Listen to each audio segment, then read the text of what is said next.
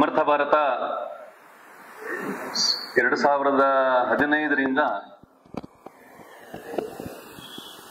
ಒಂದು ವಾಲಂಟರಿಸಂ ಅದನ್ನ ಬೆಳೆಸೋದಕ್ಕೆ ಸಕ್ರಿಯವಾಗಿ ಕೆಲಸ ಮಾಡ್ತಾ ಬಂದಿದೆ. ಹೆಸರೇ ಹೇಳುವಂತೆ ನಮ್ಮ ಭಾರತ ದೇಶವನ್ನ ಎಲ್ಲ ರೀತಿಯಲ್ಲೂ ಸಮರ್ಥವನ್ನಾಗಿ ಮಾಡೋದಕ್ಕೆ ಏನ್ ಬೇಕು, ಅದಕ್ಕೋಸ್ಕರ ಸಮರ್ಥ ಭಾರತ ಹುಟ್ಕೊಳ್ತು. ನಮಗೇನ್ ಬೇಕು ಅಂತ ಪ್ರಶ್ನೆ ಮಾಡಿದ್ರೆ ಏನೋ ರಸ್ತೆ ಬೇಕು, ಬಿಲ್ಡಿಂಗ್ ಬೇಕು, ಕೆಲಸ ಬೇಕು, ಮತ್ತೊಂದು ಈ ತರದ್ ಬೇಕಾದಷ್ಟು ಲಿಸ್ಟ್ ಮಾಡ್ಬೋದು. ಆದ್ರೆ ಭಾರತವನ್ನ ಇನ್ನು ಎತ್ತರದ ಸ್ಥಿತಿಗೆ ತಗೊಂಡು ಹೋಗಕ್ಕೆ ಮುಖ್ಯವಾಗಿ ಅದೆಲ್ಲ ಮಾಡೋದಕ್ಕೆ ಬೇಕಾಗಿರುವಂತದ್ದು ಒಂದು ಸಮರ್ಥವಾದಂತ ಪ್ರಜೆಗಳು, ಸಮರ್ಥವಾಗಿ ಕೆಲಸ ಮಾಡಬಲ್ಲಂತ ಯುವ ಶಕ್ತಿ. ಅಂತ ಒಂದು ಯುವ ಶಕ್ತಿಯನ್ನ ಭಾರತದ ನಿರ್ಮಾಣವನ್ನ ಮಾಡೋದಕ್ಕೆ ಹೇಗೆ ಜೋಡಿಸ್ಕೊಳ್ಳೋದು, ಅದನ್ನ ಯೋಚನೆ ಮಾಡಿ ಸಮರ್ಥ ಭಾರತ ಪ್ರಾರಂಭ ಆಯ್ತು. ಇದರ ಪ್ರಾರಂಭದ ದಿನಗಳಿಂದಲೂ ಯಾರು ಇದ್ರ ಜೊತೆ ತೊಡಕೊಂಡಿದ್ದು ಅವ್ರಿಗೆಲ್ಲ ಗೊತ್ತಿರುತ್ತೆ. ಒಂದು ಥೀಮ್ ಸಮರ್ಥ ಭಾರತ ಏನು ಎಲ್ಲ ಇಟ್ಕೊಂಡಿದೆ. ಅದೇನು ಅಂತ ಹೇಳಿದ್ರೆ, if you have a theme we have a team, if you have a team we have a theme. So ಎರಡು ಕಾನ್ವರ್ಸ್ ಇಸ್ ಆಲ್ಸೋ ಟ್ರೂ. ನಿಮ್ಮ ಹತ್ರ ಜನ ಇದಾರ ಕೆಲಸ ಮಾಡಕ್ಕೆ, ನಮ್ಮ ಹತ್ರ ಕೆಲಸ ಇದೆ ಕೊಡಕ್ಕೆ. ಹಾಗೇನೆ ನಿಮ್ಮ ಹತ್ರ ಕೆಲಸ ಇದೆಯಾ, ನಮ್ಮ ಹತ್ರ ಜನನೂ ಇದ್ದಾರೆ. ಈ ಒಂದು ಕಾನ್ಸೆಪ್ಟ್ ಇಟ್ಕೊಂಡು ಸಮರ್ಥ ಭಾರತ ಪ್ರಾರಂಭ ಆಯ್ತು. ಅಂದ್ರೆ ಎಲ್ಲ ನಾವು ಯಾರ್ಯಾರು ಜನರು, ಅದರಲ್ಲೂ ವಿಶೇಷವಾಗಿ ಯುವಕ ಯುವತಿಯರು, ಯಾರನ್ನ ನಾವು ಈ ದೇಶದ ಆಸ್ತಿ ಅಂತ, ಅಂದ್ರೆ ಈ ದೇಶದಲ್ಲಿ ದೇಶದ ಪ್ರಜೆಗಳೇ ಆಸ್ತಿ. ಹಿಂದೆ ಒಂದ್ ಕಾಲ ಇತ್ತು, ನಾವೆಲ್ಲ ಓದುವಾಗ, ಈಗ ಗೊತ್ತಿಲ್ಲ, ಈಗ ಪಾಠದಲ್ಲಿ ಇದೆಯಲ್ಲೋ ಗೊತ್ತಿಲ್ಲ, ನಾವೆಲ್ಲ ಓದುವಾಗ ನಮ್ಮ ದೇಶದ ಅತಿ ದೊಡ್ಡ ಸಮಸ್ಯೆ ಏನು, ಏನ್ ಹೇಳ್ತಾ ಇದ್ರು, ಜನಸಂಖ್ಯಾ ಸ್ಫೋಟ, ಜನಸಂಖ್ಯೆ, ಓವರ್ ಪಾಪ್ಯುಲೇಷನ್, ಇದೇ ನಮ್ಮ ದೇಶದ ಸಮಸ್ಯೆ ಅಂತ ನಮ್ಗೆಲ್ಲ ಹೇಳ್ಕೊಟ್ಬಿಟ್ಟಿದ್ರು. ಒಂದ್ 30-40 ವರ್ಷದಿಂದ ನಾವೆಲ್ಲ ಓದುವಾಗ, 30 ವರ್ಷದಿಂದ ಇದು ಒಂದ್ ದೊಡ್ಡ ಪ್ರಾಬ್ಲಮ್. ಅದ್ರ ಬಗ್ಗೆ ಪ್ರಬಂಧ, ನೀವು ಪ್ರಬಂಧ ಬರೆದ್ರಲ್ಲ, ಆತರ ಪ್ರಬಂಧ ಎಲ್ಲ ನಾವು ಬರೀತಾ ಇದ್ವಿ. ಜನಸಂಖ್ಯಾ ಹೆಚ್ಚಳದಿಂದ ಏನ್ ಸಮಸ್ಯೆ ಆಗುತ್ತೆ, ಅದಾಗುತ್ತೆ, ಇದಾಗುತ್ತೆ, ಮತ್ತೊಂದಾಗುತ್ತೆ. ಯಾರು ಕೂಡ ಆಗಿನ ದಿನಗಳಲ್ಲಿ ನಮ್ಮ ಸರ್ಕಾರದಿಂದ ಹಿಡಿದು ಬಹಳಷ್ಟು ಜನ, ಎಲ್ಲರೂ ಅಲ್ಲ, ಬಹಳಷ್ಟು ಜನ ಸರ್ಕಾರದ ಯೋಜನೆಗಳಿರ್ಬೋದು, ಮತ್ತೊಂದಿರ್ಬೋದು, ಇದರೆಲ್ಲ ನೋಡಿದ್ದೇನು ಅಂದ್ರೆ ನಮ್ಮ ದೇಶದಲ್ಲಿರೋ ಜನವನ್ನ ಆಸ್ತಿಯನ್ನಾಗಿ ನೋಡ್ಲಿಲ್ಲ, ಲಯಬಿಲಿಟಿ ಅಂತ ನೋಡಿದ್ರು. ಜನಸಂಖ್ಯೆನೇ ನಮಗ್ ಸಮಸ್ಯೆ ಅಂತ ತಲೆ ತುಂಬಿಬಿಟ್ರು. ಆದ್ರೆ ಇವತ್ತಿನ ದಿನ ಇದನ್ನ ಯೋಚನೆ ಮಾಡಕ್ಕೆ ಯಾರಾದ್ರೂ ಹೊರಟ್ರೆ, ಇದ್ರ ಬಗ್ಗೆ ಸ್ಟಡಿ ಮಾಡಕ್ ಹೊರಟ್ರೆ, ಕಳೆದ ವಾರವನೇ ಒಂದು ಟೈಮ್ಸ್ ಆಫ್ ಇಂಡಿಯಾ ಒಂದು ಆರ್ಟಿಕಲ್ ಬಂದಿತ್ತು, ಒಂದು ನ್ಯೂಸ್ ಐಟಮ್.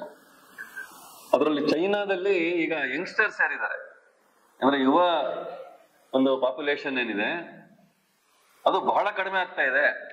2 ಕಾರಣ. ಒಂದು, ಅಲ್ಲಿನ ಒಂದು ಪಾಪ್ಯುಲೇಷನ್ ಕಂಟ್ರೋಲ್, ಅದಕ್ಕೋಸ್ಕರ ಸರ್ಕಾರ ಏನ್ ಪ್ರಯತ್ನ ಮಾಡ್ತದೆ, ಮೆಥಡಾಲಜಿ.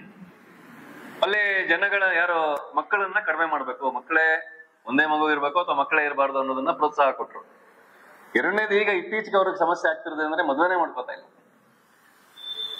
ಹಾಗಾಗಿ ಅದರಿಂದಾನು ಮಕ್ಕಳಾಗುವಂತ ಸಂಖ್ಯೆ ಬಹಳ ಕಡಿಮೆ ಆಗ್ಬಿಟ್ಟಿದೆ. ಸೊ ಇನ್ನು ಕೆಲವೇ ವರ್ಷಗಳಲ್ಲಿ, ಇನ್ನೊಂದು 20-30 ವರ್ಷಗಳಲ್ಲಿ ಮಕ್ಕಳ ಸಂಖ್ಯೆ, ಯುವಕರ ಸಂಖ್ಯೆ ಚೈನಾದಲ್ಲಿ ಬಹಳ ಕಡಿಮೆ ಆಗ್ಬಿಡುತ್ತೆ ಅನ್ನುವಂತ ಒಂದು ನ್ಯೂಸ್. ಈಗಾಗಲೇ ಬಹಳ ದೇಶಗಳು ಅದನ್ನು ಅನುಭವಿಸ್ತಾ ಇದೆ. ಜಪಾನ್ ಇರ್ಬೋದು ಅಥವಾ ಇನ್ಯಾವುದೋ ಸಣ್ಣ ಪುಟ್ಟ ದೇಶಗಳಲ್ಲಿ ಈ ರೀತಿ ಯುವ ಶಕ್ತಿಯ ಸಂಖ್ಯೆ, ಯುವಕರ ಸಂಖ್ಯೆ ಕಡಿಮೆ ಆಗಿರೋದ್ರಿಂದ ಏನ್ ಸಮಸ್ಯೆಗಳು ಅಲ್ಲಿ ಉದ್ಭವ ಆಗಿದೆ, ಅದನ್ನೆಲ್ಲ ಬಹಳ ಜನ ಈಗ ಸ್ಟಡಿ ಮಾಡ್ತಾ ಇದ್ದಾರೆ. ಅಂದ್ರೆ ನಮ್ಮ ದೇಶ ಇವತ್ತಿನ ದಿನ ಅತಿ ಹೆಚ್ಚು ಯುವಕರನ್ನ ಹೊಂದಿರುವಂತ ದೇಶ. ಅಂದ್ರೆ ಯಾರು between the age of 15 and 30, ಯುವಾವಸ್ಥೆ ಅಂತ ನಾವೇನ್ ಕರಿತೀವಿ, ಈ ಒಂದು ಏಜ್ ಗ್ರೂಪ್ ಅಲ್ಲಿ ಇರುವಂತವ್ರು ಅತಿ ಹೆಚ್ಚಿರೋದು ಇವತ್ತು ನಮ್ಮ ದೇಶದಲ್ಲಿ. ಹಾಗಾಗಿ ಇಡೀ ಜಗತ್ತು ನಮ್ಮ ಕಡೆ ನೋಡ್ತಾ ಇದೆ. ಏನಕ್ಕೆ ನಮ್ಮ ಕಡೆ ನೋಡ್ತಾ ಇದೆ? ಏನಾದ್ರೂ ಒಂದು ಸಾಧನೆ ಮಾಡ್ಬೇಕಂದ್ರೆ, ಏನಾದ್ರೂ ಒಂದು ಕೆಲಸ ಆಗ್ಬೇಕು ಅಂದ್ರೆ, ಆಗ್ಬೇಕಾಗಿರೋದು ಆ ವಯಸ್ಸಿನ ಯಾರಿದ್ದಾರೆ ಜನ, ಅವರಿಂದ ಆಗ್ಬೇಕು. ಹಾಗಾಗಿ ನಾವು ಹ್ಯೂಮನ್ ರಿಸೋರ್ಸ್ ಅಂತ ಕರಿತೀವಿ. So it is not A human liability, human resource. So ಈ ರಿಸೋರ್ಸ್ ನ ಹೇಗೆ ಉಪಯೋಗಿಸ್ಕೊಳ್ಳೋದು, ಇದ್ರ ಬಗ್ಗೆ ಸಾಕಷ್ಟು ಚರ್ಚೆಗಳಾಗುತ್ತೆ, ಅದ್ರ ಬಗ್ಗೆ ಸ್ಟಡಿ ಆಗಿದೆ, ಬರೆದವರಿದ್ದಾರೆ, ಹೇಳಿದವರಿದ್ದಾರೆ, ಇರ್ಬೋದು. ಬಹಳ ನಮಗೆ ಅದಕ್ಕೆ ಪ್ರೇರಣೆ, ಅಂತವರನ್ನ ನಾವು ಸಕ್ರಿಯರನ್ನಾಗಿ ಮಾಡಕ್ಕೆ ನಮಗ್ ಪ್ರೇರಣೆ ಏನು? ಯಾರು ವಿವೇಕಾನಂದರ ಹೆಸರನ್ನು ಹೇಳ್ತೀವಿ, ವಿವೇಕಾನಂದರ ಫೋಟೋ ಹಾಕಿದೀವಿ. ವಿವೇಕಾನಂದರ ಹೆಸರು ಹೇಳ್ತೀವಿ, ಅವರ ವಾಕ್ಯಗಳು, ಅವ್ರು ಮಾಡಿದಂತ ಕೆಲಸ, ಅವರಿಗೆ ದೇಶಕ್ಕೆ ಪ್ರಪಂಚಕ್ಕೆ ಕೊಟ್ಟಂತ ಕರೆ, ಇದು ನಮಗೆ ಸ್ಫೂರ್ತಿ. ಈ ಸ್ಫೂರ್ತಿಯನ್ನು ನಾವು ಇಟ್ಕೊಂಡು ನಮ್ಮಲ್ಲಿರುವಂತ ಯುವಶಕ್ತಿಯನ್ನ ಜಾಗೃತ ಮಾಡುವಂತದ್ದು, ಯುವಶಕ್ತಿಯನ್ನ ಸಕ್ರಿಯರನ್ನಾಗಿ ಮಾಡುವಂತ ಕೆಲಸವನ್ನ ಸಮರ್ಥ ಭಾರತದ ಮೂಲಕ ಮಾಡ್ತಾ ಇದೆ. ಇದಕ್ಕೆ ಮಿಥಿಕ್ ಸೊಸೈಟಿ ಕೂಡ ಕೈ ಜೋಡಿಸಿದೆ. ಈ ಮಿಥಿಕ್ ಸೊಸೈಟಿ ನಾವೇನು ಈ ಹಾಲಲ್ಲಿ ಕೂತಿದೀವಿ, ಇದಕ್ಕೆ 100 ವರ್ಷಕ್ಕೂ ಹೆಚ್ಚು ಇತಿಹಾಸ ಇದೆ. ಈ ಹಾಲ್ ಅವಾಗಿಂದ ಈ ಹಾಲ್ ಇದೆ. ಏನ್ ಮಾಡ್ತಾ ಇದೆ ಮಿಥಿಕ್ ಸೊಸೈಟಿ? ಮಿಥಿಕ್ ಸೊಸೈಟಿ ಯಾರು ಇಲ್ಲಿ ವಿಶೇಷವಾಗಿ ಬೆಂಗಳೂರಲ್ಲಿ, ಇಡೀ ದೇಶದಲ್ಲಿ ಯಾರು ಇಂಟೆಲೆಕ್ಚುಯಲ್ಸ್ ಇದ್ದಾರೆ, ಅದರಲ್ಲೂ ವಿಶೇಷವಾಗಿ ಯಾರೋ ಇತಿಹಾಸದ ಬಗ್ಗೆ, ನಮ್ಮ ದೇಶದ ಬೇರೆ ಬೇರೆ ಆಗುಹೋಗುಗಳೇನ್ ನಡೆದಿದೆ ಹಿಂದೆ, ಅದೆಲ್ಲದರ ಬಗ್ಗೆ ಯಾರು ಅಧ್ಯಯನ ಮಾಡ್ತಾರೆ, ಅಂತವ್ರಿಗೆ ಒಂದು ಕೇಂದ್ರ ಮಿಥಿಕ್ ಸೊಸೈಟಿ. ಹಾಗಾಗಿ ಇಲ್ಲಿ ಅನೇಕ ಜನ ಬರ್ತಾರೆ, ಇಲ್ಲಿ ತುಂಬಾ ಸ್ಕಾಲರ್ಸ್ ಬರ್ತಾರೆ, PhD ಆಗಿರೋರು ಬರ್ತಾರೆ, PhD ಸ್ಕಾಲರ್ಸ್ ಯಾರು ಸ್ಟಡಿ ಮಾಡ್ತಾ ಇದಾರೆ ಅವರು ಬರ್ತಾರೆ. ಇದರಲ್ಲಿ ಶಾಸನಗಳನ್ನ ಓದೋದ್ರಿಂದ ಹಿಡಿದು, ಇಂಡಾಲಜಿ ಅಂತ ಕರೀತಾರೆ, ಅದರಿಂದ ಹಿಡಿದು ಇತಿಹಾಸದ ಬಗ್ಗೆ ಅಧ್ಯಯನ ಮಾಡೋದು, ಅದನ್ನ ಡಾಕ್ಯುಮೆಂಟ್ ಮಾಡೋದು, ನಿಜವಾದ ಇತಿಹಾಸ. ಈ ಕೆಲಸ 100 ವರ್ಷಗಳಿಗೂ ಹೆಚ್ಚು ಕಾಲದಿಂದ ಇಲ್ಲಿ ನಡೀತಾ ಇದೆ. ಇದರದೇ ಒಂದು ಇತಿಹಾಸ 100 ವರ್ಷ ಅಂತ ಹೇಳಿದ್ರೆ. ಸೊ ಈ ರೀತಿ ಸ್ಟಡಿ ಮಾಡ್ತಿರುವಂತ ಒಂದು ಕೇಂದ್ರ ಮಿಥಿಕ್ ಸೊಸೈಟಿ. ಇಲ್ಲಿ ಲೈಬ್ರರಿ ಬಗ್ಗೆ ಆಗಿ ಹೇಳಿದ್ರಲ್ಲ, ಹಿಂದ್ಗಡೆ ನಾವು ಮುಗಿಸ್ಕೊಂಡ್ ಬೇಕಾದ್ರೆ ನೋಡ್ಕೊಂಡು ಬರ್ಬೋದು. ಆ ಲೈಬ್ರರಿ ಅತ್ಯಂತ ಒಂದು ರೆಪ್ಯೂಟೆಡ್ ಲೈಬ್ರರಿ ಇಡೀ ದೇಶದಲ್ಲಿ. ಅನೇಕ ಸಂಗತಿಗಳನ್ನ ಇಲ್ಲಿ ಸ್ಟಡಿ ಮಾಡಕ್ಕೆ ಇಲ್ಲಿ ಬರ್ತಾರೆ. ತುಂಬಾ ಜನರು ಬಂದಿದ್ದಾರೆ ಆ ರೀತಿ. ಉದಾಹರಣೆಗೆ ಮೇನಕಾ ಗಾಂಧಿ ಕೇಳಿದಿವಿ, ಮಿನಿಸ್ಟರ್ ಆಗಿದ್ರು. ಅವರು ಯಾವ್ದೋ ಒಂದು ವಿಷಯದ ಅವರು ಪೋಸ್ಟ್ ಗ್ರಾಜುಯೇಷನ್ ಮಾಡಿದ್ರು ಒಂದ್ ಟೈಮ್, ಅವ್ರು MP ಆದ್ಮೇಲೆನೆ. ಅದಕ್ಕೆ ಅವ್ರಿಗೇನೋ ಸ್ಟಡಿ ಮೆಟೀರಿಯಲ್ ಬೇಕಾಗಿತ್ತು. ಅದಕ್ಕೋಸ್ಕರ ಅಲ್ಲಿಂದ ಅವರು ಡೆಲ್ಲಿಯಿಂದ ಇಲ್ಲಿ ಬಂದು ಅವರು ಸ್ಟಡಿ ಮಾಡಿದ್ರು. ಇಲ್ಲಿ ಇದೆಯಂತ ವಿಚಾರಿಸಿದ್ರು, ಇದೆ ಅಂತ ಗೊತ್ತಾಯ್ತು ಅವ್ರಿಗೆ. ಇಲ್ಲಿಗೆ ಬಂದು ಒಂದು ಏನು ಅವ್ರಿಗೆ ಬೇಕಾಗಿತ್ತು ವಿಷಯಗಳು, ಅದನ್ನ ಇಲ್ಲಿ ಬಂದು ಅಧ್ಯಯನ ಮಾಡಿದ್ರು. ಅಂದ್ರೆ ಎಲ್ಲಿ ಡೆಲ್ಲಿ, ಎಲ್ಲಿ ಬೆಂಗಳೂರು, ಎಲ್ಲಿ ಮಿಥಿಕ್ ಸೊಸೈಟಿ ಲೈಬ್ರರಿ. ಈ ರೀತಿ ಒಂದು ಉದಾಹರಣೆ ನಾನು ಹೇಳಿದೆ ಅಷ್ಟೇ. ಈ ರೀತಿ ಅನೇಕ ಯಾರ್ಯಾರು ಈ ರೀತಿ ಅಧ್ಯಯನ ಮಾಡ್ಬೇಕು ಅಂತ ಆಸಕ್ತರಿದ್ದಾರೆ, ಅವರೆಲ್ಲರೂ ಕೂಡ ಒಂದು ಕೇಂದ್ರ ಮಿಥಿಕ್ ಸೊಸೈಟಿ. ಈಗಲೂ ಕೂಡ 5-6 ಕಡೆ ನಮ್ಮ ಕರ್ನಾಟಕದಲ್ಲೇನೆ ಮಿಥಿಕ್ ಸೊಸೈಟಿಯ ನೇತೃತ್ವದಲ್ಲಿ ಎಕ್ಸ್ಕವೇಷನ್ ನಡೀತಾ ಇದೆ. ಅಲ್ಲೂ ಕೂಡ ಅನೇಕ ಜನ ಇನ್ವಾಲ್ವ್ ಆಗಿದ್ದಾರೆ. ಅದಲ್ಲದೆ ಈ ರೀತಿ ಬೇರೆ ಬೇರೆ ಅಧ್ಯಯನವನ್ನ ಮಾಡಿದಂತ ಯಾರು ಪಂಡಿತರಿದ್ದಾರೆ, ಸ್ಕಾಲರ್ಸ್ ಇದ್ದಾರೆ, ಅಂತವ್ರು ಆಗಾಗ ಅವರ ಅಧ್ಯಯನ ವಿಷಯಗಳನ್ನ ಅದನ್ನೆಲ್ಲ ಎಲ್ರಿಗೂ ತಿಳಿಸುವಂತ ಒಂದು ವೇದಿಕೆ ಇದಾಗಿದೆ. ಅಂದ್ರೆ ಲೆಕ್ಚರ್ಸ್ ನಡೆಯುತ್ತೆ. ಈಗಲೂ ಕೂಡ ಹಿಂದ್ಗಡೆ ಒಂದು ಹಾಲ್ ಇದೆ, ಫಸ್ಟ್ ಫ್ಲೋರ್ ಅಲ್ಲಿ, ಸೆಕೆಂಡ್ ಫ್ಲೋರ್ ಅಲ್ಲಿ. ಅಲ್ಲಿ ಒಂದು ಲೆಕ್ಚರ್ ನಡೀತಾ ಇದೆ, 11 ಗಂಟೆಗೆ ಶುರುವಾಗಿದೆ. ಒಂದು ಪಕ್ಷಿಗಳ ವಿಷಯ, ಒಬ್ಬ ಆರ್ನಿಥಾಲಜಿಸ್ಟ್ ಮಾತಾಡ್ತಾರೆ. ಸೊ ಈ ರೀತಿ ಪ್ರತಿ ತಿಂಗಳಲ್ಲಿ ಕನಿಷ್ಠ 2 ಸರಿ ಭಾನುವಾರಗಳು ಲೆಕ್ಚರ್ ಆಗುತ್ತೆ, ಬೇರೆ ದಿನಗಳು ಆಗುತ್ತೆ ಸಾಯಂಕಾಲ. ಸೊ ಹೀಗೆ ಮಿಥಿಕ್ ಸೊಸೈಟಿ ಯಾರ್ಯಾರು ಈ ರೀತಿ ವಿಷಯಗಳನ್ನ ಸಂಗ್ರಹ ಮಾಡ್ಬೇಕು, ಅಧ್ಯಯನ ಮಾಡ್ಬೇಕು ಅಂತ ಆಸಕ್ತರಿದ್ದಾರೆ, ಅವರೆಲ್ಲರೂ ಕೂಡ ಒಂದು ವೇದಿಕೆಯನ್ನ ಕಲ್ಪಿಸಿಕೊಡುತ್ತೆ, ಅವ್ರಿಗೆಲ್ಲರೂ ಕೂಡ ಸಪೋರ್ಟ್ ಮಾಡುತ್ತೆ.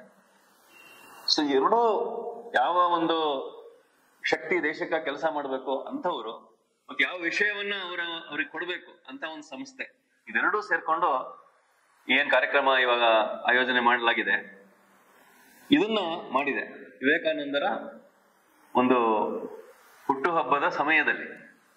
ಸೊ ಪ್ರತಿ ವರ್ಷ ಜನವರಿ 12 ವಿವೇಕಾನಂದರ ಜನ್ಮದಿನದಿಂದ ಹಿಡಿದು ಜನವರಿ 26ರವರೆಗೆ ಸಮರ್ಥ ಭಾರತದಿಂದ ಒಂದು ಬೇರೆ ಬೇರೆ ರೀತಿಯ ಚಟುವಟಿಕೆಗಳು ಎಲ್ಲ ಕಡೆ ಆಗುತ್ತೆ. ವಿಶೇಷವಾಗಿ ಇಡೀ ಕರ್ನಾಟಕದಲ್ಲಿ ಆಗುತ್ತೆ. ಏನದು ಅಂದ್ರೆ ವಿವೇಕಾನಂದ ಜಯಂತಿ, ಅದ್ರ ಜೊತೆಗೆ ಬಿ ಗುಡ್ ಡೂ ಗುಡ್, ಏನೋ ಅದು ಆ ಥೀಮ್ ಇಟ್ಕೊಂಡು ಉತ್ತಮನಾಗು ಉಪಕಾರಿಯಾಗು, ಅಂದ್ರೆ ನೀನು ಒಳ್ಳೆಯವನಾಗ್ಬೇಕು, ನೀನು ಮಾದರಿ ಆಗ್ಬೇಕು, ಜೊತೆಗೆ ನೀನ್ ಏನಾದ್ರು ಒಂದು ಒಳ್ಳೆ ಕೆಲಸ ಮಾಡ್ಬೇಕು. ಸೊ ಅದೇನೋ ಒಂದು ಸಣ್ಣ ಕೆಲಸ ಇರ್ಬೋದು, ಬಹಳ ಸಾಮಾನ್ಯವಾಗಿ ಹೊರಗಡೆ ಅನ್ಸೋದಿರ್ಬೋದು. ಆ ಒಂದು ಕೆಲಸವನ್ನ ಮಾಡಿ ನೀನು ಅದು ಅಪ್ಲೋಡ್ ಮಾಡಕ್ಕೂ ಅವಕಾಶ ಇತ್ತು. ಈಗ ನಾವು ಮಾಡಿದೀವೋ ಎಲ್ಲೋ ಗೊತ್ತಿಲ್ಲ, ಈ ವರ್ಷ ಎಲ್ಲ ಅದನ್ನೆಲ್ಲ ಒಂದು ಮಾಡಿದ್ದನ್ನ ಒಂದು ಸಣ್ಣ ರೈಟ್ ಅಪ್ ವಿಡಿಯೋನ ಅಪ್ಲೋಡ್ ಮಾಡೋಕ್ಕೂ ಅವಕಾಶ ಒಂದು 5-6 ವರ್ಷದ ಹಿಂದೆ ಮಾಡಿದ್ವಿ. ಏನು ಒಳ್ಳೆ ಕೆಲಸ ಮಾಡ್ಬೋದು, ಏನಾದ್ರೂ ಒಳ್ಳೆ ಕೆಲಸ ನನಗೆ ಪ್ರಯೋಜನ ಆಗತ್ತೆ ಅನ್ನೋದಷ್ಟೇ ಅಲ್ಲ, ನನ್ನ ಸ್ವಾರ್ಥವನ್ನು ಬಿಟ್ಟು ಬೇರೆಯವ್ರಿಗೋಸ್ಕರ ಏನಾದ್ರು ಒಂದು ಬ್ಲಡ್ ಡೊನೇಷನ್ ಮಾಡಿದೀವಾ, ಅಥವಾ ಒಂದ್ 4 ಜನಕ್ಕೆ ಏನಾದ್ರು ಒಂದು ವಿದ್ಯಾಭ್ಯಾಸ ಮಾಡೋದಕ್ಕೆ ನಾನು ಅನುಕೂಲ ಮಾಡ್ಕೊಟ್ಟಿದ್ದೀನ, ಹಣ ಹೇಳ್ಕೊಟ್ಟಿದ್ದೀನ, ಪರೀಕ್ಷೆಗಳು ಹತ್ರ ಬರುತ್ತೆ, ಪರೀಕ್ಷಾ ತಯಾರಿ ಮಾಡ್ತಾ ಇದಾರೆ ಅವ್ರಿಗೆ ನಾವೇನಾದ್ರು ಹೇಳ್ಕೊಟ್ವಾ, ಅಥವಾ ಯಾರೋ ಅವ್ರ ಅನಾರೋಗ್ಯದ ಸಮಸ್ಯೆ ಇದೆ ಅವ್ರಿಗೇನಾದ್ರು ಸಹಾಯ ಮಾಡಿದ್ವಾ, ಈ ರೀತಿ ಸಣ್ಣ ಕೆಲಸ ಯಾವ್ದಾದ್ರು ಇರ್ಬೋದು, ಅದನ್ನ ನಾವು ಮಾಡ್ಬೇಕು ಅನ್ನೋದು ಅಪೇಕ್ಷೆ. ಅದಕ್ಕಾಗಿ ಒಂದು ವಿವೇಕಾನಂದರ ಬಗ್ಗೆ ವಿ ಗುಡ್ ಡೂ ಗುಡ್ ಅಂತಾನೆ ಒಂದು ಫಿಲ್ಮ್, ಒಂದು ಶಾರ್ಟ್ ಫಿಲ್ಮ್ ಒಂದು ಮಾಡಿದ್, ನೀವೆಲ್ಲ ಎಷ್ಟು ಜನ ನೋಡಿದಿಲ್ಲ ಗೊತ್ತಾ, ಯೂಟ್ಯೂಬ್ ಅಲ್ಲಿ ಇವತ್ತು ಇದೆ. ಸೊ ಇದು ಸಮರ್ಥ ಭಾರತದಿಂದ ಮಾಡಿದಂತ ಒಂದು ಶಾರ್ಟ್ ಫಿಲ್ಮ್, ಒಂದು 15 ನಿಮಿಷ ಇಲ್ಲ, ನಾವು ನೋಡ್ಬೋದು ಅದೇನ್ ಮಾಡಬಹುದು ಅನ್ನೋದ್ರ ಬಗ್ಗೆ. ಹೀಗೆ ನಮ್ಮಲ್ಲಿರುವಂತ ಒಂದು ಒಳ್ಳೆಯತನ ಏನಿದೆ ಅದನ್ನ ಪ್ರಕಟ ಮಾಡ್ಬೇಕು ಅನ್ನೋದು ಇವರಿಂದ ಅಪೇಕ್ಷೆ. ಸೊ ಹಾಗಾಗಿ ಈ ಒಂದು ಪ್ರಕಟ ಮಾಡ್ಬೇಕು ಅಥವಾ ಏನಾದ್ರು ಒಳ್ಳೆ ಕೆಲಸ ಮಾಡ್ಬೇಕು ಅನ್ನೋದನ್ನ ಟ್ರಿಗರ್ ಮಾಡೋದು ಸಮರ್ಥ ಭಾರತ. ಸೊ ಇದನ್ನೇ ನಾವು ಎಲ್ಲರೂ ಇದ್ರ ಮೂಲಕನೇ ಮಾಡ್ತಾರೆ ಅಂತಾನೂ ಅಲ್ಲ, ನಮಗೆ ನಮ್ಮಲ್ಲಿರುವಂತ ಸುತ್ತಮುತ್ತಲು ಇರುವಂತ ನಮ್ಮ ಪರಿಸರದಲ್ಲಿ ಏನು ಒಳ್ಳೆಯತನ ಇದೆ, ಯಾವ್ದು ಒಳ್ಳೆಯ ಅಂಶಗಳಿದೆ, ಅದನ್ನ ನಾವು ಪ್ರಕಟ ಮಾಡುವಂತ ಅವಕಾಶ ಸಿಗೋದು ಬಹಳ ಕಡಿಮೆ. ಉದಾಹರಣೆಗೆ ನಾವು ದಿನಪತ್ರಿಕೆ ನೋಡಿದ್ವಿ ಅನ್ಕೊಳ್ಳಿ, ನ್ಯೂಸ್ ಪೇಪರ್ ನೋಡಿದ್ರೆ ಫ್ರಂಟ್ ಪೇಜ್ ಅಲ್ಲಿ ಇರ್ಬೋದು, ಸೆಕೆಂಡ್ ಪೇಜ್ ಅಲ್ಲಿ ಇರ್ಬೋದು, ಯಾವುದೇ ನ್ಯೂಸ್ ಪೇಪರ್ ಅದ್ರಲ್ಲಿ ಒಳ್ಳೆ ವಿಷಯ ಬರುತ್ತೆ ಅಂತ ಯಾವ್ದ್ರಲ್ಲಾದ್ರೂ ಇದೆಯಾ? ನಾವು ಪ್ರೇರಣೆ ಕೊಡುವಂತದ್ದಿರ್ಬೋದು, ಪ್ರೇರಣೆ ಕೊಡ್ಬೋದು ಎಷ್ಟೊಂದು ವಿಷಯ, ಆದ್ರೆ ಏನೋ ಇಂಥದ್ದು ಒಳ್ಳೆ ಕೆಲಸ ಆಗಿದೆಯಪ್ಪ ಅದನ್ನೆಲ್ಲ ಹಾಕ್ತಾರೆ, ಯಾರು ಪ್ರಿಂಟ್ ಮಾಡೋದೇ ಇಲ್ಲ. ಪ್ರಿಂಟ್ ಮಾಡೋದೆಲ್ಲ ಏನಪ್ಪಾ, ರೋಚಕವಾದ ಸುದ್ದಿಗಳು. ಆ ಸುದ್ದಿಯಿಂದ ಏನೋ ಒಂದು ಅವ್ರಿಗೆ TRP ಜಾಸ್ತಿ ಆಗ್ಬೇಕು, ಡಿ ಅವ್ರು ಇದಾರೆ, ಡಿ ಅವ್ರಿಗೆಲ್ಲ ಮಾಡಲ್ಲ, TRP ಜಾಸ್ತಿ ಆಗ್ಬೇಕು, ಅವ್ರಿಗೇನೋ ಒಂದು ಟ್ರಿಗರ್ ಆಗ್ಬೇಕು, ಆ ತರದ ಅಂಶಗಳನ್ನೇ ಹೆಚ್ಚು ಹೊರಗಡೆ ಪ್ರಕಟ ಮಾಡೋದು ಸಾಮಾನ್ಯ ನಡೆಯುವಂಥದ್ದು.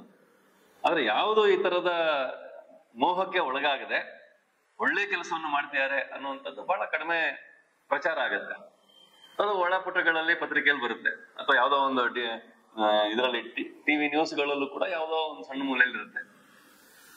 ಸೊ ಅದನ್ನ ನಾವು ಹೊರಗಡೆ ಪ್ರಚಾರ ಮಾಡುವಂತ, ಅದರಿಂದ ನಾವು ಪ್ರೇರಣೆ ಪಡೆಯುವಂತ ಒಂದು ವ್ಯವಸ್ಥೆ ಆಗ್ಬೇಕು, ಅದಕ್ಕೊಂದು ವೇದಿಕೆ ಆಗ್ಬೇಕು. ಅದಕ್ಕೋಸ್ಕರ ಸಮರ್ಥ ಭಾರತ ಕೆಲಸ ಮಾಡ್ತಾ ಇದೆ. ಹಾಗಾಗಿ ಅನೇಕ ಸಂಘ ಸಂಸ್ಥೆಗಳು ಯಾವ್ದು ಇದಕ್ಕೋಸ್ಕರ ಮಾಡ್ತಾ ಇದ್ದಾರೆ. ಉದಾಹರಣೆ ಯಾರೋ ವಿಕಲಚೇತನರ ಮಧ್ಯೆ, ಸ್ಪೆಷಲಿ ಏಬಲ್ಡ್ ಜನ ಯಾರಿದ್ದಾರೆ ಅವ್ರ ಮಧ್ಯೆ ಕೆಲಸ ಮಾಡ್ತಿರುವಂತ ಸಂಘಟನೆಗಳಿದೆ. ಅದೇ ಇಲ್ಲಿ ಬೆಂಗಳೂರಲ್ಲಿ ಸುಮಾರು 356 ಸ್ಲಮ್ ಇದೆ. ಆ ಸ್ಲಮ್ಗಳಲ್ಲೇ ಕೆಲಸ ಮಾಡ್ತಿರುವಂತ ಸಂಘಟನೆಗಳಿದೆ. ಕೇಶವ ಸೇವಾ ಸಮಿತಿ ಅಂತಿದೆ, ರಾಷ್ಟ್ರೋತ್ಥಾನ ಪರಿಷತ್ ಅಂತ ಇದೆ. ಇವರು ಆ ಸ್ಲಮ್ಗಳಲ್ಲೇ ಕೆಲಸ ಮಾಡ್ತಾ ಇದ್ದಾರೆ. ಅಲ್ಲೋಗಿ ಆ ಮಕ್ಕಳಿಗೆ ಬೇರೆ ಬೇರೆ ಸಮಯದಲ್ಲಿ, ಅಂದ್ರೆ ಬೆಳಗ್ಗೆ ಸ್ಕೂಲ್ ಹೋಗಿ ಬರೋರು ಮಕ್ಳು ಇರ್ತಾರೆ, ಬಹಳ ಜನ ಸ್ಕೂಲ್ ಹೋಗದೆ ಇರೋರು ಇರ್ತಾರೆ. ಅಲ್ಲಿ ಅವ್ರಿಗೇನಾದ್ರು ಕಲಿಸ್ಬೇಕಲ್ಲ, ಹೋಗದೆ ಇರೋರೇನೋ ಅವ್ರಿಗೇನಾದ್ರು ವ್ಯವಸ್ಥೆ ಮಾಡ್ಬೇಕು. ಹೋಗೋರ್ಗೆ ಮನೇಲಿ ಓದೋ ವಾತಾವರಣ ಇರಲ್ಲ. ನಾವ್ ಎಷ್ಟು ಜನ ಸ್ಲಮ್ಗಳಿಗೆ ಹೋಗಿದೀವಿ ಏನೋ ನಂಗೆ ಗೊತ್ತಿಲ್ಲ. ಬೆಂಗಳೂರಿನ ಹೊರಗಡೆ ಬಂದವರು ಇಲ್ಲಿ ಇದೀವಿ, ಅಲ್ಲೂ ಇರುತ್ತೆ ಆ ತರದ ವಾತಾವರಣ. ನಮ್ಗೆಲ್ಲಿ ಬಹಳ ಒಂದು ವಲ್ನರಬಲ್ ಸೆಕ್ಷನ್, ಯಾರಿಗೆ ತಕ್ಷಣ ದಾರಿ ತಪ್ಪೋದಕ್ಕೆ ಅವಕಾಶ ಇರುವಂತ ಜಾಗ ಯಾವ್ದಾದ್ರೆ ಇಂಥ ಕೇಂದ್ರಗಳು. ಯಾಕಂದ್ರೆ ಸ್ಕೂಲ್ಗೆ ಹೋಗುವಂತ ವಾತಾವರಣ ಇಲ್ದಿದ್ದಾಗ ಅವ್ರು ಬೇರೆ ಯಾರ ಜೊತೆನೂ ಸೇರ್ತಾರೆ, ಅಲ್ಲಿ ಅವ್ರಿಗೆ ದಾರಿ ತಪ್ಪೋ ಅವಕಾಶ ಇದೆ. ಬೆಂಗಳೂರಲ್ಲಿ ಅತಿ ಹೆಚ್ಚು ಡ್ರಗ್ ಪೆಡ್ಲಿಂಗ್ ಆಗ್ತಾ ಇರೋದು ಎಲ್ಲಿಂದ ಅಂದ್ರೆ ಈ ಸ್ಲಮ್ಗಳಿಂದ. ನಾವ್ ಕಡೆ ಶಿವಾಜಿನಗರ, ಟ್ಯಾನ್ರಿ ರೋಡು ಈ ಕಡೆ ಎಲ್ಲ ಹೋದ್ರೆ ಅಲ್ಲಿ ಬಹಳ ಜನ ಇದರಲ್ಲಿ ಗಾಂಜಾ, ಡ್ರಗ್ಸ್ ಇದನ್ನ ತಗೊಳ್ಳುವಂತವ್ರು ನಮ್ಗೆ ಕಾಣಿಸ್ತಾರೆ ದಾರಿಯಲ್ಲಿ. ರಾತ್ರಿ ಹೊತ್ತು ಅಪರಾಧಗಳಾಗೋದು ಅಂತವ್ರಿಂದ. ಸೊ ಈ ರೀತಿ ಇಂಥ ಒಂದು ವಲ್ನರಬಲ್ ಸೆಕ್ಷನ್ ಏನಿದೆ ಅಂತವ್ರಿಗೆ ಸಂಸ್ಕಾರ ಕೊಡ್ಬೇಕು. ಅದಕ್ಕೆ ಅನೌಪಚಾರಿಕ ಶಿಕ್ಷಣ ಅಂತ ಡೈಲಿ ಪಾಠ ಮಾಡುವಂಥದ್ದು, ಅವ್ರಿಗೆ ಟ್ಯೂಷನ್ ಹೇಳ್ಕೊಡೋದು, ಅವ್ರಿಗೆ ಸಂಸ್ಕಾರ ಕೊಡೋದು, ಒಳ್ಳೊಳ್ಳೆ ವಿಷಯಗಳಿರೋದು, ಹೈಜೀನ್ ಹೇಳ್ಕೊಡೋದು, ಅವ್ರಿಗೆ ದಿನ ಸ್ನಾನ ಮಾಡ್ಬೇಕು ಅದಾದ್ರೂ ಹೇಳ್ಕೊಡ್ಬೇಕು, ಅವ್ರಿಗೆ ಅಲ್ಲಿಂದ ಶುರು ಮಾಡ್ಬೇಕು. ಸೊ ಈ ರೀತಿ ಸಂಗತಿಗಳನ್ನ ಹೇಳ್ಕೊಡುವಂತ ಕೆಲಸ ಈ ಸಂಸ್ಥೆಗಳು ಮಾಡ್ತಾ ಇದೆ. ಈ ತರ ಯಾರ್ಯಾರು ಇದನ್ನ ಮಾಡ್ತಾ ಇದಾರೆ ಅವ್ರಿಗೆ ಸಹಾಯ ಮಾಡಕ್ ಅವ್ರಿಗೆ ವಾಲಂಟಿಯರ್ಸ್ ಬೇಕು. ಈಗ 356 ಸ್ಲಮ್ ಅಲ್ಲೂ ಕೂಡ ಹೋಗಿ ಕೆಲಸ ಮಾಡ್ಬೇಕು ಅಂದ್ರೆ ಜನ ಬೇಕು. ಅದಕ್ಕೆ ಎಲ್ಲಿ ಸಿಗ್ತಾರೆ ಜನ? ನಾವು ಸಮರ್ಥ ಭಾರತದಿಂದ ಒಂದು ಪ್ರಯತ್ನ ಮಾಡಿದ್ವಿ. ಯಾರ್ಯಾರು ಈ ರೀತಿ ನಮಗೆ ಸಮಯ ಕೊಡಕ್ಕೆ ತಯಾರಿದ್ದಾರೆ ಅಂತವ್ರಿಗೊಂದು ಟ್ರೈನ್ ಮಾಡೋಣ ಅಂತ. ಬಹಳ ಜನ ಬಂದ್ರು, 500-600 ಜನ ಬಂದ್ರು. ಅವ್ರು ಬಂದ್ರು, ಅವ್ರು ಏನ್ ಮಾಡ್ಬೇಕು ಅಂತ ಅವ್ರು ಕಲ್ತ್ಕೊಂಡ್ರು. ಅವರು ಸಾಕಷ್ಟು ಜನ ಕೆಲಸ ಮಾಡಿದ್ರು. ಇದು ಒಂದು ನಾನು ಹೇಳಿದೆ. ಈ ತರ ಅನೇಕ ಸಂಗತಿಗಳು. ಉದಾಹರಣೆ ಕಾಲೇಜ್ ಸ್ಟೂಡೆಂಟ್ಸ್ ಇದ್ದಾರೆ. ಕಾಲೇಜ್ ಸ್ಟೂಡೆಂಟ್ಸ್ ಅಲ್ಲೇನೆ ಬಹಳ ಸಮಸ್ಯೆ ಇದೆ ಅವರಲ್ಲಿ. ಸಮಸ್ಯೆ ಅಂದ್ರೆ ಅವರಲ್ಲಿ ಅಂದ್ರೆ ಅವರ ಬೇರೆ ಬೇರೆ ಸಹವಾಸದಿಂದ, ಬೇರೆ ಬೇರೆ ಅಟ್ರಾಕ್ಷನ್ಸ್ ಇಂದ ಅವ್ರು ದಾರಿ ತಪ್ಪುವಂತ ಸಾಧ್ಯತೆಗಳು ಬಹಳ ಇದೆ. ಡ್ರಗ್ಸ್ ವಿಷಯ ಹೇಳಿದೆ. ಅತಿ ಹೆಚ್ಚು ಡ್ರಗ್ಸ್ ಎಲ್ಲ ಮಾರಾಟ ಆಗೋದು, ತಗೊಳ್ಳೋದು ಕಾಲೇಜ್ ಸ್ಟೂಡೆಂಟ್ಸ್ ಇದ್ದಾರೆ ಬಹಳ ಜನ. ಉದಾಹರಣೆಗೆ ದಾಸರಹಳ್ಳಿ ಹತ್ರ ಹೆಸರುಘಟ್ಟ ರೋಡಲ್ಲಿ 2-3 ಕಾಲೇಜ್ ಇದೆ. ಆ ಕಾಲೇಜ್ ಗೊತ್ತಿಲ್ಲ, ಕ್ಷಮಿಸಿ ಇದ್ರೆ ಆಚಾರ್ಯ ಕಾಲೇಜು, ಆಮೇಲೆ ಆ ಕಡೆ ಇನ್ನೊಂದು ಮೆಡಿಕಲ್ ಕಾಲೇಜ್ ಕೂಡ ಇದೆ. ಸೊ ಅಲ್ಲೂ ಕೂಡ ತುಂಬಾ ಜನ ಯಾರು ಫಾರಿನರ್ಸ್, ನೈಜೀರಿಯನ್ಸ್ ಅವರೆಲ್ಲ ಬಂದು ಅಡ್ಮಿಷನ್ ಆಗಿದೆ. ಅಂತವ್ರು ಬಹಳ ಜನ ಈ ಕೆಲಸ ಮಾಡ್ತಾರೆ ಅಂತ ಬಂದಿದೆ. ಅದರಿಂದ ಹಿಡಿದು ಈ ತರ ಅನೇಕ ಸಂಗತಿಗಳು ಅವ್ರಿಗೂ ಕೂಡ ಸರಿ ಮಾಡುವಂತ ಕೆಲಸ. ಅದಕ್ಕೆ ದಿಶಾ ಭಾರತ್ ಅಂತ ಒಂದು ಸಂಸ್ಥೆ ಇದೆ, ವಿಶೇಷ ಕಾಲೇಜಿನ ಹೆಣ್ಮಕ್ಳು ಅವ್ರ ಮಧ್ಯೆ ಕೆಲಸ ಮಾಡ್ತಾ ಇದೆ. ಅಲ್ಲಿಗೂ ವಾಲಂಟಿಯರ್ಸ್ ಕೊಡುವಂತ ಕೆಲಸ ಸಮರ್ಥ ಭಾರತ್. ಈ ತರ ಹತ್ತಾರು ರೀತಿಯ ಸಂಸ್ಥೆಗಳಿವೆ. ಅದರ ಮೂಲಕ ಸಮಾಜದಲ್ಲಿ ಏನೋ ಸಮಾಜೋಪಯೋಗಿ ಕೆಲಸ, ಜನೋಪಯೋಗಿ ಕೆಲಸ ಆಗ್ತಾ ಇದೆ. ಅಂಥವ್ರಿಗೆ ಹ್ಯೂಮನ್ ರಿಸೋರ್ಸ್ ಕಾರ್ಯಕರ್ತರನ್ನು ಕೊಡುವಂತ ಕೆಲಸ ಸಮರ್ಥ ಭಾರತ ಮಾಡ್ತಾ ಇದೆ. ಅದ್ರ ಜೊತೆಗೆ ಅನೇಕ ಹೊಸ ಕೆಲಸಗಳನ್ನು ಸಮರ್ಥ ಭಾರತ ತಗೊಂಡಿದೆ. ಯಾರ್ಯಾರು ಆಸಕ್ತಿ ಇದ್ದಾರೆ ಯಾವ್ದೋ ಒಂದು ಕೆಲಸ ಮಾಡ್ಬೇಕು ಅಂತ ಒಂದು ಕೆಲಸವನ್ನ ಮುಂದುವರಿಸುವಂತ ಕೆಲಸನೂ ಕೂಡ ಸಮರ್ಥ ಭಾರತ ಅದಕ್ಕೆ ಸಪೋರ್ಟ್ ಮಾಡ್ತಾ ಇದೆ. ಸೊ ಈ ರೀತಿ ಉತ್ತಮನಾಗೋ ಉಪಕಾರಿಯಾಗೋ ಅಂದ್ರೆ ನಾವು ಉತ್ತಮರಾಗ್ತಾ ಆಗ್ತಾ ಸಮಾಜದ ವ್ಯವಸ್ಥೆಯನ್ನ ಉತ್ತಮಗೊಳಿಸುವಂತ ಪ್ರಯತ್ನ. ಹೇಗಪ್ಪ ಅಂದ್ರೆ ನಾವು ನಮ್ಮ ಒಂದು ಸಮಯವನ್ನು ಕೊಡೋದ್ರ ಮೂಲಕ ಅದರಲ್ಲಿ ಬದಲಾವಣೆ ತರುವಂತ ಕೆಲಸ. ಇದನ್ನ ನಿರಂತರವಾಗಿ ಮಾಡ್ಕೊಂಡ್ ಬಂದಿದೆ. ಸುಮಾರು 10 ವರ್ಷ ಆಯ್ತು ಈಗ. ಈ ವರ್ಷ ಆಗಸ್ಟ್ ಬಂದ್ರೆ 10 ವರ್ಷ ಆಗುತ್ತೆ ಅಲ್ವಾ? ಸಮರ್ಥ ಭಾರತ 11 ಆಗುತ್ತೆ. 2014 ಅಮೆರಿಕ 11 ವರ್ಷ ಆಗುತ್ತೆ. 11 ವರ್ಷದಲ್ಲಿ ಈ ರೀತಿ ಸಾವಿರಾರು ವಾಲಂಟಿಯರ್ಸ್ ಅವರನ್ನ ಒಂದು ತಯಾರು ಮಾಡುವಂತ ಮತ್ತು ಅವ್ರಿಗೆ ಕೆಲಸವನ್ನು ಕೊಡುವಂತ ಹತ್ತಾರು ಚಟುವಟಿಕೆಗಳನ್ನ ಮಾಡುವಂತ ಕೆಲಸ ಸಮರ್ಥ ಭಾರತ ಮಾಡ್ತಾ ಇದೆ. ಮತ್ತೆ ಈ ರೀತಿ ಪ್ರಬಂಧ ಸ್ಪರ್ಧೆ ಇತ್ಯಾದಿ ಆಯೋಜನೆ ಮಾಡೋದ್ರ ಮೂಲಕ ನಮ್ಮಲ್ಲಿರುವಂತ ಸಾಮರ್ಥ್ಯವನ್ನ, ಪ್ರತಿಭೆಯನ್ನ ಹೊರಗಡೆ ತರುವಂತ ಕೆಲಸನೂ ಕೂಡ ಇದ್ರ ಮೂಲಕ ಆಗ್ತಾ ಇದೆ. ಬಹಳ ಸಂತೋಷ. ಎಷ್ಟೋ ಜನ ಇದರಲ್ಲಿ ಭಾಗವಹಿಸಿ ಇದರಲ್ಲಿ ಹೊರಗಡೆ ಏನಪ್ಪಾ ಪರ್ಸೆಪ್ಷನ್ ಇರುತ್ತೆ ಅಂದ್ರೆ, ಏನಪ್ಪಾ ಎಲ್ಲ ಸಮಾಜ ಹಾಳಾಗ್ತಾ ಇದೆ. ತುಂಬಾ ಸ್ವಲ್ಪ ವಯಸ್ಸಾದವ್ರ ಹತ್ರ ಹೋಗಿ ಮಾತಾಡಿದ್ರೆ ನಾವಿದ್ದಂಗಿಲ್ಲ, ಈಗ ನಾವು ಚಿಕ್ಕವರಿದ್ದಾಗ ಹೆಂಗಿತ್ತು ಈಗ ಹೇಗಿದೆ, ಇದರ ನಿರಾಶೆಯನ್ನ ವ್ಯಕ್ತಪಡಿಸೋರು ಬಹಳ ಜನ ಕಾಣಿಸ್ಬಿಡ್ತಾರೆ ಬಂದು. ಆದ್ರೆ ಆ ನಿರಾಶೆಯ ವಾತಾವರಣದಿಂದ ಹೊರಗಡೆ ಬಂದು ಏನಾದ್ರು ಒಳ್ಳೆ ಕೆಲಸ ಮಾಡುವಂತ ಬಹಳ ದೊಡ್ಡ ಸಮೂಹ ಇದೆ ಅನ್ನುವಂಥದ್ದು ಈಗ ಪ್ರೂವ್ ಆಗ್ತಾ ಇದೆ. ಎಷ್ಟು ಜನ ಒಟ್ಟು ಬರೆದ್ರು ಪ್ರಬಂಧ ಸ್ಪರ್ಧೆ? 100 ಜನ, 550 ಮಂದಿ ಪ್ರಬಂಧ ಸ್ಪರ್ಧೆಯಲ್ಲಿ ಭಾಗವಹಿಸಿದ್ರು. ಬಹಳ ಒಳ್ಳೊಳ್ಳೆಯ ಪ್ರಬಂಧಗಳು ಬಂದಿದೆ. ಅಂದ್ರೆ ಇಲ್ಲಿ ಸಮಾಜದ ಒಳಿತಿಗಾಗಿ ಯೋಚನೆ ಮಾಡುವಂತ ಸಮಯ ಕೊಡುವಂತ ಜನ ಇದ್ದಾರೆ ಅನ್ನುವಂಥದ್ದು ಕೂಡ ಈ ಎಲ್ಲ ಚಟುವಟಿಕೆಗಳೆಲ್ಲ ಗೊತ್ತಾಗ್ತಾ ಇದೆ. ನಮ್ಗೆಲ್ಲ ಬಹಳ ಸಂತೋಷ ಏನಂದ್ರೆ ಇದರಲ್ಲಿ ಯಾರ್ಯಾರು ಭಾಗವಹಿಸಿ ನಾವು ಇದಕ್ಕೋಸ್ಕರ ಪ್ರಯತ್ನ ಮಾಡಿ ಬಹುಮಾನ ಬರೋದು ಬಿಡೋದು ಎರಡನೇ ಭಾಗ, ಆದ್ರೆ ನಾವಿಲ್ಲಿ ಭಾಗವಹಿಸೋದು ಬಹಳ ಮುಖ್ಯ. ಅದನ್ನ ಮಾಡಿದಂತ ಎಷ್ಟು ಕಾಲೇಜಿನ ವಿದ್ಯಾರ್ಥಿನಿಯರಿದ್ದೀವಿ, ನಿಮ್ಗೆಲ್ಲರೂ ಕೂಡ ಅಭಿನಂದನೆಗಳು. ಈ ಕೆಲಸದಲ್ಲಿ ನಾವು ಕೂಡ ಕೈ ಜೋಡಿಸೋಣ. ಮುಂದೇನೋ ಯಾವ್ದು ನಮ್ಮ ಆಸಕ್ತಿಯ ಕ್ಷೇತ್ರ ಯಾವ್ದಾದ್ರು ಸಮಾಜಕ್ಕಾಗಿ ಮಾಡ್ಬೇಕು ಅಂತ ನಮ್ಮ ಮನಸ್ಸಲ್ಲಿದ್ರೆ ಸಮರ್ಥ ಭಾರತದ ಜೊತೆ ಕೈ ಜೋಡಿಸಿ ನೀವು ಕೂಡ ಈ ಸಮಾಜವನ್ನ ಇನ್ನೂ ಒಳ್ಳೆಯ ಸ್ಥಿತಿಗೆ ತಗೊಂಡು ಹೋಗೋದಕ್ಕೆ ಎಲ್ಲರ ಒಂದು ಕಾಂಟ್ರಿಬ್ಯೂಷನ್, ಯೋಗದಾನ ಇರಬೇಕು ಅನ್ನೋದೇ ನಮ್ಮೆಲ್ಲರ ಆಶಯ. ನಾವೆಲ್ಲ ಇದಕ್ಕೆ ಬಂದು ಭಾಗವಹಿಸೋದಕ್ಕೆ ನಿಮ್ಮೆಲ್ಲರೂ ಕೂಡ ಮತ್ತೊಮ್ಮೆ ಧನ್ಯವಾದಗಳನ್ನ ಹೇಳ್ತಾ ನಾನು ಮಾತನಾಡ್ತೀನಿ.